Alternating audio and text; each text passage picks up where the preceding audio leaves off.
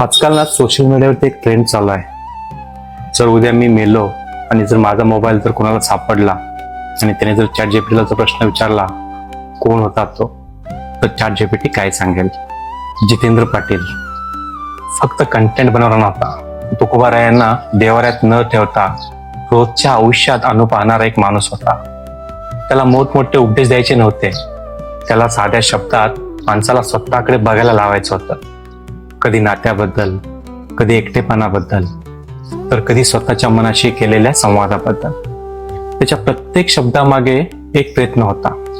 त्याच्यासाठी शब्द फक्त कंटेंट नव्हते, तो जगण्याचा एक मार्ग होता. आणि शेवटी मी त्याला एका वाक्यात त्याची ओळख करून देईन. हा तो माणूस होता ज्याने स्वतःच आयुष्य समजून घेताना इतरांचं आयुष्य थोडं सोपं व्हावं म्हणून जगण्याची गोष्ट सांगितली.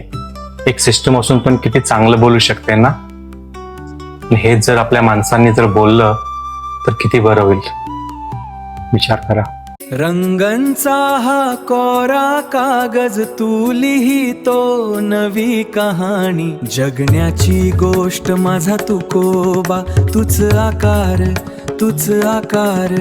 जगण्याची गोष्ट माझा तुकोबा, माझा तुकोबा.